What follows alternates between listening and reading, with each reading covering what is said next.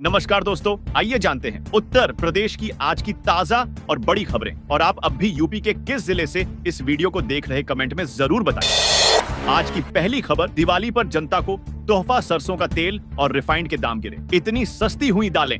देखें rate list. बढ़ती महंगाई से इस दिवाली लोगों को राहत मिली है। खाद्य वस्तुओं के दाम स्थिर होने से घर की रसोई इस बार ज्यादा महकने की उम्मीद है। सरसों तेल और रिफाइंड के दाम 5-5 रुपए प्रति लीटर कम हुए हैं। अरहर की दाल और राजमा के दाम भी गिरे हैं। इससे ग्राहक और विक्रेता दोनों वर्गों में खुशी है।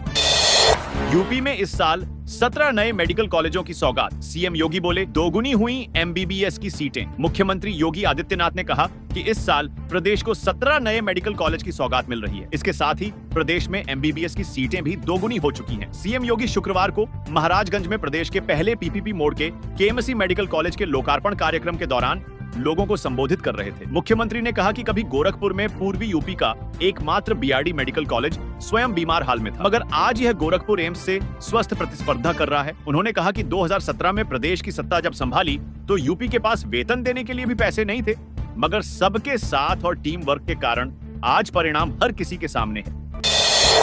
सीएम योगी ने महाराजगंज को दी करोड़ों की सौगात, मेडिकल कॉलेज का किया उद्घाटन। कहीं ये बातें सीएम योगी ने महाराजगंज वासियों को दिवाली से पहले तोहफा दिया है। सीएम योगी आदित्यनाथ ने शुक्रवार को महाराजगंज में 940 करोड़ की 505 विकास परियोजनाओं की सौगात दी है। यूपी में 24 घंटे अनवरत बिजली आपूर्ति। सीएम योगी ने अधिकारियों को दिए निर्देश। उत्तर प्रदेश के सीएम योगी आदित्यनाथ ने 28 अक्टूबर से 15 नवंबर तक पूरे प्रदेश में 24 घंटे बिजली देने का ऐलान किया है। दरअसल आने वाले दिनों में धनतेरस, अयोध्या दीपोत्सव, दीपावली, गोवर्धन पूजा, भाई दूज, देवोत्थान एकादशी, वाराणसी देव दीपावली और छठ महापर्व जैसे विशेष त्योहार हैं। इसके अलावा अयोध्या में पंचकोसी, 14 कोसी परिक्रमा, कार्तिक पूर्णिमा स्नान आदि मेलों का आयोजन भी इसी अवधि में है। शांति, सुरक्षा और सुशासन के दृष्टिगत यह समय संवेदनशील है। पिछले अनुभवों से सीख लें। पर्व त्योहारों के इस समय में पुलिस और प्रशासन सहित पूरी टीम यूपी को 24/7 अलर्ट रहना होगा। यूपी में आधुनिक डेयरी इकाइयों की स्थापना करेगी सरकार। मिनी नंदिनी कृषक समृद्धि योजना लॉन्च की योगी सरकार ने प्रदेश को दुग्ध उत्पादन में अग्रणी बनाने के लिए योजना लॉन्च की है। इससे 10 देशी गायों की क्षमता वाली हाईटेक डेयरी इकाइयों की स्थापना से गौ पालकों को आर्थिक सशक्तिकरण मिलेगा।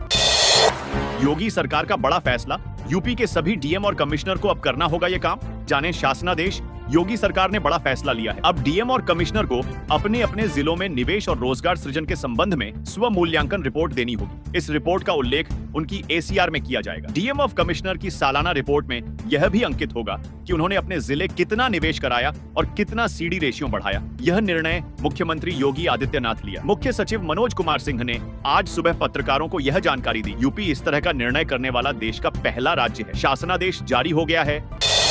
धनतेरस में घर बनाने का सपना होगा पूरा। दिवाली पर रखी जाएगी नींव। इस जिले में लॉटरी से खुलेगी किस्मत। दिवाली पर घर बनाने का सपना देख रहे लोगों के लिए अच्छी खबर है। खुद के घर का जो लोग सपना देख रहे थे, उनका ये सपना दिवाली पर पूरा हो सकता है। इसकी शुरुआत धनतेरस से हो जाएगी। मकान बनाने का सपना और कहीं नहीं बल्कि बरेली में पूरा होगा। दरअसल बरेली विकास प्राधिकरण बीडीए की ओर से ग्रेटर बरेली आवासीय योजना भूखंडों देने जा रहा है। धनतेरस पर लॉटरी ड्रा होगा और दिवाली के दिन प्लॉट पर नींव रखी जा सकेगी।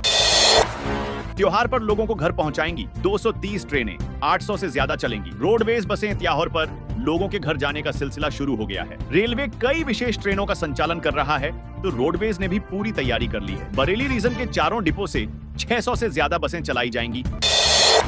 अब टीबी के मरीजों को पौष्टिक आहार के लिए मिलेगी दोगुनी रकम। ये है स्वास्थ्य विभाग की नई व्यवस्था। आजमगढ़ जनपद में टीबी मरीजों को उपचार के साथ साथ पौष्टिक आहार देने की व्यवस्था स्वास्थ्य विभाग के द्वारा की गई है। इसके लिए मरीजों को 500 प्रति माह पौष्टिक आहार के लिए दिया जाता था, जिसे अब बढ़ाकर 1000 प्रति माह कर दिया गया है। विभाग के द्वारा 1 नवंबर से मरीजों को पौष्टिक आहार के लिए दोगुनी राशि उपलब्ध कराई जाएगी।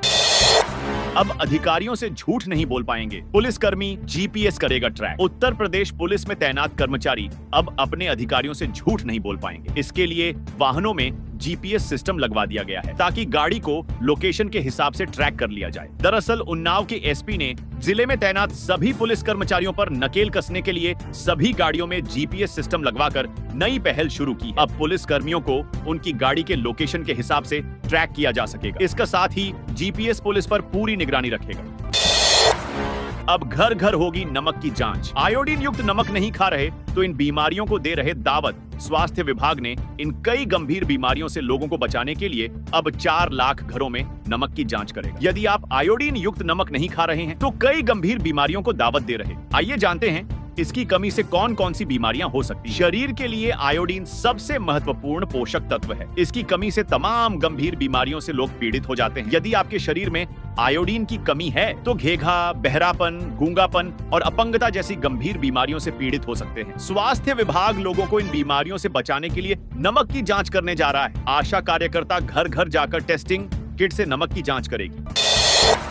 कानपुर में नए साल से चलेंगी इलेक्ट्रिक रोडवेज बसें। कन्नौज, औरैया, लखनऊ, फर्रुखाबाद, झांसी, फतेहपुर, सीतापुर रूट पर दौड़ेंगी। आजाद नगर में बनेगा टर्मिनल। कानपुर शहर से 2025 में इलेक्ट्रिक रोडवेज बसों के संचालित होने की उम्मीद है। चोरी हुई भैंस तो थाने पहुंचा युवक। पुलिस ने मांग लिया आधार कार्ड, नहीं तो केस नहीं। यूपी के हरदोई में एक अजीबोगरीब मामला सामने आया है। यहाँ एक युवक अपने भैंस की चोरी की रिपोर्ट दर्ज करने पहुंचा था, लेकिन पुलिस वालों ने भैंस का आधार कार्ड मांगना शुरू कर दिया। भारत में लोगों के आइडेंटिटी के लिए कुछ साल पहले आधार कार्ड की शुरुआत की गई थी। इसके जरिए किसी भी भारतीय की पहचान उसके आधार नंबर से की जा सकती है। भारत के नागरिकों का आधार तो बनता है, लेकिन लगता है कि यूपी के हरदोई पुलिस को आधार कार्ड के बारे में गलत जानकारी मिल गई। तभी तो उन्होंने एक युवक से उसके भैंस का आधार कार्ड मांग लिया। लखनऊ में 1000 करोड़ का कारोबार। अक्टूबर में 50% बढ़ी कारों की बिक्री। ऑनलाइन से सस्ते इलेक्ट्रॉनिक सामान का ऑफर है। नवरात्रि और दीपावली की वजह से अक्टूबर के महीने में लखनऊ के बाजारों में अच्छा कारोबार हो रहा है। कार बाजार से लेकर इलेक्ट्रॉनिक सेक्शन में सबसे ज्यादा बिक्री हो रही है। कारों की तो एडवांस बुकिंग की जा रही है। कारोबारियों का दावा है कि इस महीने गाड़ियों का 1000 करोड़ से ज्यादा का कारोबार होगा। आगरा में डिलीवरी के लिए 3000 रुपए लिए। आगरा के शमशाबाद स्वास्थ्य केंद्र का वीडियो सामने आया। 2400 रुपए स्टाफ नर्स और 500 रुपए एक महिला ने लिए। आगरा के शमशाबाद स्वास्थ्य केंद्र में डिलीवरी कराने के नाम पर बाकायदा डीलिंग हुई है। महिला के पति से 3000 रुपए मांगे गए। 2400 रुपए स्टाफ नर्स ने लिए। 500 रुपए हॉस्पिटल की एक अन्य महिला कर्मचारी को दिलाए गए। फोन पर डीलिंग हुई। इसका वीडियो सामने आया। 5 मिनट के इस वीडियो में डीलिंग की पूरी बातचीत है। पीड़ित शमशाद ने इस पूरे मामले की ऑनलाइन शिकायत की है। शमशाद का कहना है कि उसे इंसाफ चाहिए। बाराबंकी में 68 किसान पराली जलाते पकड़े गए। सैटेलाइट में कैद हुए, भारी जुर्माना लगाया। कई किसानों पर एफआईआर। बाराबंकी जिले में जिला प्रशासन पराली जलाने वाले किसानों पर सख्त कार्रवाई कर रहा है। ऐसे 68 किसानों पर जिला प्रशासन ने भारी जुर्माना लगाया। साथ ही कई किसानों पर एफआईआर भी करवाई है। दरअसल देश भर में पराली जलाने के मामले लगातार सामने आ रहे हैं। भारत सरकार लगातार सैटेलाइट के जरिए पराली जलाने वालों पर निगरानी भी कर रही है। इसके बावजूद किसान पराली जलाने से बाज नहीं आ रहे हैं। लखनऊ में एलडीए अधिकारियों को किसानों ने बनाया बंधक मकानों का सर्वे करने पहुंचे थे। गांव 2 थानों की फोर्स पहुंची। लखनऊ में शुक्रवार को सिकंदरपुर अमोलिया गांव में सर्वे करने पहुंची एलडीए टीम को किसानों ने बंधक बना लिया। वे सर्वे टीम को पकड़कर धरना स्थल पर लेकर आए। मामले की सूचना मिलते ही 2 थानों की फोर्स भी मौके पर पहुंची। पुलिस ने अधिकारियों को छोड़ने के लिए कहा, लेकिन किसान तैयार नहीं हुए। यमुना में सीधे जा रहा 61 नालों का गंदा पानी। आगरा में जिला गंगा समिति की बैठक में खुलासा। डीएम ने पानी रोकने का दिया आदेश। तमाम कोशिशों के बावजूद यमुना में नालों का गंदा पानी जाने से नहीं रोका जा सका है। 90 में से अभी भी 61 नाले ऐसे हैं जिनका गंदा पानी सीधे यमुना में जा रहा है। 19 नालों को टेप कर गंदे पानी को एसटीपी में शोधित किया जा रहा है। इनमें से 21 नाले पूरी तरह से टेप्ड हैं और 8 नाले आंशिक टेप्ड हैं। शुक्रवार को डीएम अरविंद मल्लप्पा बंगारी की अध्यक्षता में हुई बैठक। इसमें बताया गया कि 90 नालों से 286 एमएलडी गंदा पानी निकलता है। बिना लाइसेंस चल रही पटाखा दुकान को एसडीएम ने किया सील। अवैध भंडारण पर होगा सख्त एक्शन। बरेली डोहरा रोड पर बिना लाइसेंस के संचालित हो रही आतिशबाजी की दुकान हितैषी ट्रेडर्स को एसडीएम सदर गोविंद मौर्य और सीओ की टीम ने छापेमारी कर सील कर दी। दुकान का लाइसेंस अभी तक नवीनीकृत नहीं हुआ था और पटाखों को दुकान के बाहर 1 मीटर तक फैलाकर रखा गया था, जिससे सुरक्षा नियमों का उल्लंघन हो रहा था। इसके अलावा पटाखों के पास ही बिजली के स्विच लगे हुए पाए, जिससे हादसे का खतरा और बढ़ गया था। लखनऊ में 3 गुना तक कम हुआ हाउस टैक्स। 4000 का हाउस टैक्स 1500 रुपए हुआ। जीआईएस कैंप में 61 मामले निपटाए। लखनऊ में हाउस टैक्स सही करने के लिए लगे कैंप में शुक्रवार को 61 लोग पहुंचे। इस दौरान कई लोगों का बिल 3 से 4 गुना तक हुआ। सबसे ज्यादा 18 मामले जोन 7 से आए, जबकि सबसे कम 4 मामले जोन 3 से आए। मेयर ने इस दौरान खुद ही लोगों की समस्याएं सुनी। रिवर बैंक कॉलोनी स्थिति कन्हैया लाल मौर्य ने बताया, कि उनका हाउस टैक्स करीब 500 रुपए आता था। सर्वे में उसको बढ़ा दिया गया। शिकायत के बाद टैक्स 350 रुपए हो गया। ऐसे में मकबूलगंज निवासी महादेव प्रसाद ने बताया कि उनका वार्षिक मूल्यांकन 4320 रुपए कर दिया गया था। कम होने के बाद वह 1500 से 120 रुपए हो गया।